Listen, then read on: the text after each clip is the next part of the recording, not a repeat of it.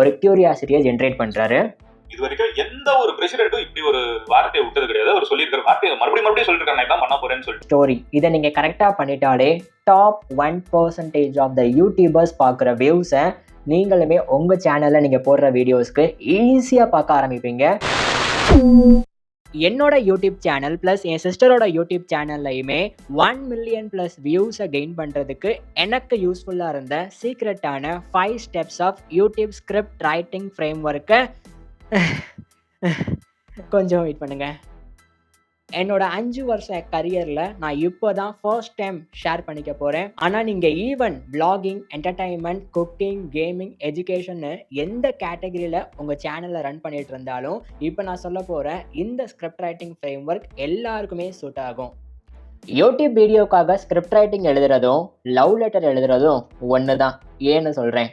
எல்லாருமே YouTube script ரைட்டிங்கா, okay hook தான்ப்பா ரொம்ப முக்கியம், அதுதான் முதன்மையான விஷயம்னு நிறைய பேர் சொல்லுவாங்க. ஆனால் என்னை பொறுத்தளவுக்கு ஹூக்குக்கு முன்னாடி ஒரு முக்கியமான பாயிண்ட் இருக்குது, ஆடியன்ஸ் ரிசர்ச் அப்படின்றது. ஏன் ஆடியன்ஸ் ரிசர்ச் இம்பார்ட்டன்ட் இந்த யூடியூப் ஸ்கிரிப்ட் ரைட்டிங்கில்? இப்போது நீங்கள் லவ் லெட்டர் எழுதுறீங்க, ஃபார் எக்ஸாம்பிளுக்கு வச்சுப்போம். லவ்வர் யாருன்னே தெரியாமல், அதாவது உங்கள் ஆள் யாருன்னே தெரியாமல் லவ் லெட்டர் எழுதிருவீங்களா? நீங்கள் அப்படி இருக்கீங்க, நீங்கள் இப்படி இருக்கீங்கன்னு எழுத முடியாது. ஏன்னா லவ்வர் யாரு, அவங்க மனசை புரிஞ்சுக்கிட்டாதான் அவங்களுக்கு பிடிச்ச மாதிரி நம்ம லவ் லெட்டர் எழுத முடியும். கரெக்டா? அதே மாதிரி தான் யூடியூப்ல நீங்கள் யாருக்காக வீடியோ மேக் பண்ணுறீங்க, யாருக்காக ஸ்கிரிப்ட் எழுதுறீங்கன்னு அவங்கள பற்றி நீங்கள் ஃபஸ்ட்டு புரிஞ்சுக்கிட்டாதான் உங்கள் ஸ்கிரிப்ட் சக்ஸஸ்ஃபுல் ஆகும். ஆனால் நீங்கள் நினைக்கிற அளவுக்கு அவங்கள புரிஞ்சுக்கிறது ரொம்ப கஷ்டம் கிடையாது. இப்போ இருக்கிற டெக்னாலஜியில் ஏஐயை யூஸ் பண்ணி அதை எப்படி ஃப்ரீயாக பண்ணுறதுன்னு சொல்கிறேன். பட் அதெல்லாம் பார்க்குறதுக்கு முன்னாடி நீங்கள் உங்கள் யூடியூப் சேனலில் இன்னமும் டெய்லி வீடியோ போஸ்ட் பண்ணுறது, கரெக்டான டைமிங்கில் போஸ்ட் பண்ணுறது, நல்லா எடிட் பண்ணி போஸ்ட் பண்ணுறதுன்னு பழைய மெத்தடே ஃபாலோ பண்ணிட்டு இருந்தால் உங்கள் சேனல் எப்படிங்க ஃபாஸ்ட்டாக க்ரோ ஆகும்? புது மெத்தடை லேர்ன் பண்ணிக்கணும்னு ஆசைப்பட்டீங்கன்னா இப்போவே நம்மளுடைய பெய்டு யூடியூப் கைடன்ஸில் ஜாயின் பண்ணிக்கோங்க. பிகாஸ் ஆல்ரெடி நம்ம பெய்டு யூடியூப் கைடன்ஸில் ஜாயின் பண்ண நிறைய ஸ்மால் யூடியூப் கிரியேட்டர்ஸ் என்கிட்ட பர்சனலாகவே வாட்ஸ்அப்பில், ப்ரோ நீங்கள் சொல்லித்தர விஷயத்தை நான் கற்றுக்கிட்டு கன்சிஸ்டண்ட்டாக எஃபோர்ட் போடும்போது சூப்பராக இப்போ வியூஸ் போகுதுன்றதை என்கிட்ட வாட்ஸ்அப்பில் ரொம்பவே ஹாப்பியாக சொல்கிறாங்க. நீங்களுமே நம்ம பெய்டு யூடியூப் கைடன்ஸில் ஜாயின் பண்ணிவிட்டு இந்த ஷார்ட் டேர்ம் ஆப்பர்ச்சுனிட்டியை மிஸ் பண்ணிக்க கூடாதுன்னு நினச்சிங்கன்னா கீழே வாட்ஸ்அப் நம்பர் இருக்கு இல்லையா, அது என்னுடைய பர்சனல் வாட்ஸ்அப் நம்பர் தான். தாராளமாக நீங்களும் இப்போவே காண்டாக்ட் பண்ணுங்கள். இப்போ நம்ம பண்ண போகிறது audience research. First YouTube open பண்ணிக்கோங்க. நீங்கள் என்ன கான்செப்டில் வீடியோ பண்ண போகிறீங்க? ஆடியன்ஸ் ரிசர்ச் பண்ணுறதுக்கு நான் ஃபார் எக்ஸாம்பிள் வெப்சைட் டிசைன் பண்ணுற ஒரு வீடியோ போஸ்ட் பண்ண போகிறேன். அதுக்கு என்ன மாதிரி ஆடியன்ஸ் ரிசர்ச் பண்ணலான்னு சொல்கிறேன். So first of all, how to build website for free, இதுதான் ஆடியன்ஸ் தேடுறாங்க. ஸோ இந்த ஆடியன்ஸுக்காக தான் நீங்களுமே உங்களுடைய ஸ்கிரிப்ட் எழுத போகிறீங்க. அப்படின்னா ஃபஸ்ட்டு ஃபில்டரில் போயிட்டு லாஸ்ட் 1 இயரில் யாரெல்லாம் இதை பற்றி வீடியோ போட்டிருக்காங்க, யாருக்கு வியூஸ் கவுண்ட் அதிகமாக போயிருக்கு, 4 to 20 மினிட்ஸுக்குள்ளே வர்ற வீடியோ கவுண்ட்டை ஃபில்டர் பண்ணி எடுத்துக்கோங்க. அப்படி வர்றதில் உங்கள் ஆடியன்ஸ் இந்த கீவேர்டை வச்சு சர்ச் பண்ணும்போது எக்ஸாக்டாக என்ன வீடியோக்கு மேட்ச் ஆகுதுன்னு பார்த்தா, okay how to create entire website with ChatGPT no கோடிங்னு இருக்குது. இதை நம்ம இப்போ கிளிக் பண்ணுவோம். இந்த மாதிரி நீங்கள் ஒரு 5 வீடியோவை கிளிக் பண்ணுங்கள். நான் ஃபார் எக்ஸாம்பிளுக்கு இந்த வீடியோவை கிளிக் பண்ணி காமிக்கிறேன். நீங்கள் இந்த மாதிரி கண்டிப்பாக ஒரு 5 வீடியோவை கிளிக் பண்ணால் தான் ஆடியன்ஸ் ரிசர்ச் பண்ண முடியும். ஸோ வீடியோவை கிளிக் பண்ணதுக்கப்புறமா இன்னொரு டேப்பில் ChatGPT இருக்கு இல்லையா, அதை ஓப்பன் பண்ணிப்போம். எப்போவுமே ChatGPTன்றது நம்ம ஒரு ஐடியாவை ஜென்ரேட் பண்ணுறதுக்காக தான் யூடியூப்பில் பண்ணிவிட்டு நம்மளுடைய ஓன் யூனிக்னஸையுமே அதில் போட்டால் தான் நம்ம என்ன விஷயம் பண்ணாலுமே அது ஃபுல்ஃபில் ஆகும். வெறும் ChatGPTயை வச்சு மட்டும் நீங்கள் எதுவுமே டிசைட் பண்ணாதீங்க, சரிங்களா? ஸோ ஃபஸ்ட்டு இந்த டாப்பிக்கை பற்றி ஆடியன்ஸ் தேடி இருப்பாங்க. அப்படின்னா இந்த மாதிரி டாப்பிக்கை தேடி பார்க்குற ஆடியன்ஸோட மனசில் என்ன பெயின் பாயிண்ட் இருக்கும், என்ன டிசையர் இருக்கும், என்ன அவங்க ரெக்குவயர்மெண்ட் இருக்குன்னு ஃபஸ்ட்டு புரிஞ்சுக்கணும். அதுக்கு நான் இப்போ என்ன பண்ணுறேன் அப்படின்னா, read this topic of YouTube video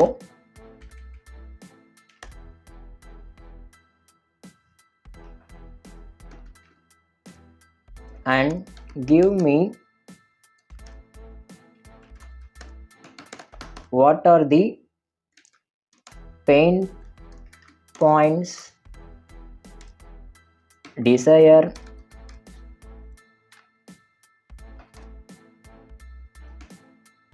requirement for the viewers அப்படின்னு கொடுத்தா இந்த டாபிக் அனலைசிஸ் பண்ணிட்டு இந்த டாப்பிக்கை பார்க்குற ஆடியன்ஸ் கிட்ட என்னென்ன விஷயம் வந்து இந்த 3 இதுமே இருக்கும் அப்படின்றத பார்த்து ChatGPT நமக்கு அனலைசிஸ் பண்ணி கொடுத்துரும். ஜஸ்ட் நீங்களுமே இதை அப்படியே காப்பி பண்ணிட்டு என்டர் மட்டும் பண்ணுங்க. ஸோ ChatGPT இப்போ என்ன சொல்லுது, lack of technical skills. Okay, first pain point இது இருக்கும், டிசையர் இது இருக்கும், ரெக்குவயர்மெண்ட் இது இருக்கும் அப்படின்றத சொல்லுதா. இதை எக்ஸாக்டாக காப்பி பண்ணி உங்களுடைய ஸ்கிரிப்ட் ரைட்டிங் டாக்குமெண்ட் ஃபைலில் ஃபஸ்ட்டாக போட்டுடணும். நான் எப்படி போட்டிருக்கேன் பாருங்கள், பெயின், டிசையர், ப்ராப்ளம், காமனான ப்ராப்ளம் என்னென்ன இருக்கும் அந்த ஆடியன்ஸுக்கு, அண்ட் கீழே வந்து பெயின் பாயிண்ட், டிசையர். ஸோ இது வந்து பேசிக்காக உங்கள் ஆடியன்ஸை நீங்கள் அண்டர்ஸ்டாண்ட் பண்ணுறதுக்கு. இதில் பட் இது மட்டும் போதுமான்னு கேட்டிங்கன்னா கண்டிப்பாக பத்தாது. அவங்க என்னென்ன விஷயத்தில் இன்ட்ரெஸ்டிங்காக இருக்காங்கன்னு பார்க்கணும். பர்டிகுலராக நம்ம எதுக்கு இன்ட்ரெஸ்ட் அனாலிசிஸ் பண்ணுறோம்னா, நீங்கள் இப்போ லவ் லெட்டரை கொடுக்குறீங்க, வெறும் லெட்டரை கொண்டு போய் இந்தாமான்னு கொடுப்பீங்களா? கண்டிப்பாக கொடுக்க மாட்டீங்க. அதில் அவங்களுக்கு பிடிச்ச மாதிரி 5 ஸ்டார் சாக்லேட்டோ டெய்ரி மில்க்கோ வச்சு தான் கொடுப்பீங்க. கரெக்டாக? ப்ராக்டிக்கலாக அதான் உண்மை. ஸோ இந்த இடத்துலையுமே ஆடியன்ஸுக்கு என்னென்ன பிடிக்கும் அப்படின்றத அனாலிசிஸ் பண்ணணும். அதுக்கு ஒரு வீடியோவுக்கு கீழே அப்படியே ஸ்க்ரோல் பண்ணி பார்த்தோம்னா எங்கெல்லாம் கிராஃப் மேலே போயிருக்கோ அங்கெல்லாம் ஆடியன்ஸ் வந்து அதிகமாக இன்ட்ரெஸ்ட் காட்டியிருக்காங்கன்னு அர்த்தம். ஸோ இந்த இடத்துல கிராஃப் மேலே போயிருக்குன்னா இங்கே என்ன இருக்குது, சம்திங் ஒரு ChatGPT டூலை பேஸ் பண்ணி ஒரு விஷயத்தை டிசைன் பண்ணி காமிக்கிறாங்க. ஸோ அப்போ டிசைனிங்கில் இன்ட்ரெஸ்டடாக இருக்காங்க. வேறு எங்கே வந்து பீக் ஆகிருக்கு, இங்கே ப்ராம்ப்டை பேஸ் பண்ணி ஆடியன்ஸ் இன்ட்ரெஸ்ட் காட்டுறாங்க. அடுத்து ஓகே, என்னென்ன டூல்ஸ் யூஸ் பண்ணுறது அண்ட் ஃபோட்டோவை எப்படி அப்லோட் பண்ணுறது அப்படின்ற செக்ஷன்லையுமே ஆடியன்ஸ் ரொம்ப இன்ட்ரெஸ்டடாக இருக்காங்க. தென் ஒரு வெப்சைட்டை பில்ட் பண்ணுறதுக்கு கோடிங், வித்தவுட் கோடிங்கில் எப்படி பில்ட் பண்ணுறதுன்னு காமிக்க போகிறோம். அண்டு ஃபைனலி அந்த ஹோஸ்டிங், அதில் வந்து ஆடியன்ஸ் ரொம்ப இன்ட்ரெஸ்டடாக இருக்காங்க. ஸோ இந்த மாதிரி உங்கள் ஆடியன்ஸ் எங்கெல்லாம் இன்ட்ரெஸ்டடாக இருக்காங்களோ உங்கள் டாக்குமெண்ட் ஃபைலில் ப்ராப்ளமை பேஸ் பண்ணி போட்டதுக்கப்புறமா ஆடியன்ஸோட interest, tool, prompt, photo upload, designing, ஹோஸ்டிங்கில் இந்த டாப்பிக்கை பேஸ் பண்ணி ரொம்ப இன்ட்ரெஸ்டடாக இருக்காங்க அப்படின்றத நீங்கள் ஃபைன் பண்ணிடணும். அதுக்கப்புறமா ஆடியன்ஸுக்கு என்ன ரெக்குவயர்மெண்ட் இருக்குது அப்படின்றத கண்டுபிடிக்கணும். அதை கண்டுபிடிக்கிறதுக்கு சிம்பிள், கமெண்ட் செக்ஷனை ஓப்பன் பண்ணிவிட்டு எங்கெல்லாம் ஆடியன்ஸ் வந்து கொஸ்டின் கேட்டிருக்காங்கன்னு பாருங்கள், நீங்கள் எடுத்த 5 வீடியோலையுமே. ஸோ இந்த வீடியோ நல்லா இருக்குது, கிரேட் வீடியோ அப்படின்னு சொல்கிறது எல்லாமே காமன், அதெல்லாம் விட்டுருங்க. ஸ்க்ரோல் பண்ணிக்கிட்டே வாங்க. இங்கே வந்து asking for ChatGPT 3.5 Gemini use பண்ணிருங்கன்னு போட்டிருக்காங்க. அப்படின்னா என்ன அர்த்தம், அவங்க வந்து இந்த டூலை வந்து ஒர்க் பண்ணாது அப்படின்னு நினைக்கிறாங்கன்னு நினைக்கிறேன். அடுத்து இந்த கண்டென்ட் டூல்ஸை பற்றி கேட்டிருக்காங்க. இது வந்து எல்லா வெர்ஷன்லையுமே யூஸ் ஆகுமா, மொபைல்லையுமே சப்போர்ட் ஆகுமான்னு கேட்டிருக்காங்க. ஸோ இது எல்லாமே ரெக்குவயர்மெண்ட். இந்த இப்போ ஆடியன்ஸை பேஸ் பண்ணி ஆடியன்ஸ் ரிசர்ச் பண்ணதில் ஸோ இப்போ நமக்கு ஆடியன்ஸோட மனசை ஈஸியாக புரிஞ்சுக்க தெரிஞ்சிருச்சு. ஃபர்ஸ்ட் ஆஃப் ஆல் அவங்கக்கிட்ட என்ன ப்ராப்ளம் இருக்குது, பெயின் இருக்குது, டிசையர் இருக்குது, எதில் இன்ட்ரெஸ்ட் காட்டுறாங்க, இந்த குறிப்பிட்ட டாப்பிக்கில் என்னெல்லாம் கேள்விகள் இருக்குது அப்படின்னு அனாலிசிஸ் பண்ணதுக்கப்புறமா இதில் இருந்து ஒரு 5 அல்லது 7 பாயிண்ட்டை பேஸ் பண்ணி தான் உங்கள் ஸ்கிரிப்ட் ரைட்டிங்கே இருக்கணும். இப்போது அடுத்தது ஹுக், ரொம்ப இம்பார்ட்டன்ட் பாயிண்ட். ஒரு ஆவரேஜான யூடியூப் கிரியேட்டர் தான் கண்டென்ட்டை மட்டும் நல்லா பண்ணால் வியூஸ் போயிடும்னு நினைக்கிறாங்க. அது கம்ப்ளீட்டாக தப்பு. இந்த கிராஃபில் ஃபர்ஸ்ட் 30 செகண்ட் ஆடியன்ஸ் 70% வெளியே போயிடுறாங்க அப்படின்னா அடுத்து நீங்கள் பண்ணுற கண்டென்ட்டை யாருமே பார்க்குறதில்ல. ஸோ இப்போ நான் இந்த வீடியோவில் காட்டுற மாதிரி என்னோட கிராஃபில் ஆவரேஜாக 74% ஆஃப் த ஆடியன்ஸ் ரிட்டன்ஷனை ஃபர்ஸ்ட் 30 செகண்டில் எங்கேஜிங்காக வச்சுக்கிறதுக்கு நான் யூஸ் பண்ணுற எக்ஸாக்டான ஹுக் ஃப்ரேம் ஒர்க் இதுதான். First thing, confirm of click. உங்கள் தம்ப்நெயில் டைட்டிலில் ஆடியன்ஸை ஃபர்ஸ்ட்டு பார்க்க வைக்கிறீங்க. அதில் நீங்கள் என்ன ப்ராமிஸ் பண்ணுறீங்களோ அதை எக்ஸாக்டாக கன்ஃபார்ம் பண்ணுங்கள், நீங்கள் கரெக்டான வீடியோக்குள்ளே தான் வந்திருக்கீங்கன்னு ஃபஸ்ட்டு லைனாக ஃபஸ்ட்டு அதை சொல்லுங்கள். அதுக்கப்புறமா ஆடியன்ஸுக்கு என்ன ப்ராப்ளம் இருக்கோ அதை பேஸ் பண்ணி ஒரு சில பாயிண்ட் சொல்லிவிட்டு அதுக்கு நீங்கள் யூனிக்கான சொல்யூஷனை ப்ரொவைட் பண்ண போகிறீங்கன்றதை ப்ராமிஸ் பண்ணாலே போதும். உங்கள் ப்ராப்ளம் ரொம்ப யூனிக்காக இருந்துச்சுன்னா அதிகமான ஆடியன்ஸ் எங்கேஜாக இருப்பாங்க. ஆனால் அந்த ஆடியன்ஸோட ப்ராப்ளமை கால் பண்ணுறதுல ஒரு 5 டைப்ஸ் ஆஃப் ஹூக்கை நீங்கள் வந்து ஜென்ரேட் பண்ணலாம். அதில் ஃபர்ஸ்ட்டு கொஸ்டினை பேஸ் பண்ண ஹூக், ரெண்டாவது கியூரியாசிட்டி. இந்த கொஸ்டின் அண்ட் கியூரியாசிட்டி ரெண்டுமே வேறு வேறு தான். ஆனால் நம்மளுடைய மதன் கௌரி ப்ரோ இந்த ரெண்டையுமே ஒரே வீடியோவில் எப்படி தெரியுமா மோர்ஜ் பண்ணி சொல்கிறாரு. இதுலயே கிரேசியஸ்ட் விஷயத்த டொனால்டு ட்ரம்ப் இப்போ சொல்லியிருக்காரு. மொத்த வேர்ல்டும் அதை தான் ஸ்தம்பிச்சு போய் நின்று பார்த்துருக்காங்க. கியூரியாசிட்டியை ரைஸ் பண்ணுறது. டொனால்ட் ட்ரம்ப் ஒரு சின்ன விஷயத்த சொல்லியிருந்தாலும் ஒரு பெரிய விஷயத்த சொல்லியிருக்காரு. மொத்த உலகமுமே இப்போ அது ஷாக்கிங்கில் இருக்கு. அவர் சொன்ன விஷயத்த பேஸ் பண்ணி ஒரு கியூரியாசிட்டியை ஜென்ரேட் பண்ணுறாரு. இது வரைக்கும் எந்த ஒரு பிரசிடென்ட்டும் இப்படி ஒரு வார்த்தையை விட்டது கிடையாது. அவர் சொல்லியிருக்கிற வார்த்தையை மறுபடியும் சொல்லிருக்காரு, நான் தான் பண்ண போறேன்னு சொல்லிட்டு. அப்படியே நம்ம அவர் சொல்லிட்டாருன்னு தானே யோசிக்கிறீங்க? ஒரு சின்ன அப்படி என்ன அவர் சொல்லிட்டாருன்னு யோசிக்கிறீங்களா? கொஸ்டின். ஸோ கியூரியாசிட்டி அண்ட் கொஸ்டினை ஒரே வீடியோவில் கூட நீங்கள் இதே மாதிரி கிரியேட் பண்ணலாம். ரெண்டாவது, பர்சனல் எக்ஸ்பீரியன்ஸ். அந்த டாப்பிக்கை பேஸ் பண்ணி உங்களுக்கு பர்சனல் எக்ஸ்பீரியன்ஸ் இருந்துச்சுன்னா அதை எப்படி ஷேர் பண்ணுறதுன்னு இந்த வீடியோ பார்த்து கற்றுக்கோங்க. சின்ன வயசுல எனக்கு கொடுத்த ஒரே ஒரு டாஸ்க் நீ நல்லா படிக்கணும். அண்ட் என் பேரண்ட்ஸாக இருந்தாலும் சரி, என் ரிலேட்டிவாக இருந்தாலும் சரி, இல்லை என் டீச்சர்ஸாக இருந்தாலும் சரி, எப்பெல்லாம் பார்க்குறாங்க எல்லாரும் என்கிட்ட திருப்பி சொல்கிற ஒரு விஷயம், நல்லா படி. பட் பர்சனல் எக்ஸ்பீரியன்ஸை ஷேர் பண்ணி ஆடியன்ஸை அந்த டாப்பிக்குள்ளே கனெக்ட் பண்ண வைக்கிறது. பர்சனல் எக்ஸ்பீரியன்ஸை பேஸ் பண்ணி கூட ஹூக்கை இந்த மாதிரி சூப்பராக கிரியேட் பண்ணலாம். அடுத்து விஷுவல் ஹூக். இந்த விஷுவல் ஹூக்கை அடிச்சுக்கிறதுக்கு ஆளே இல்லாத ஒருத்தர் நம்ம மிஸ்டர் பீஸ்ட் தான். We are now stranded on a raft in the middle of the ocean. And there goes our boat. We are now stranded for 7 days. How much longer? 7 days. Frick.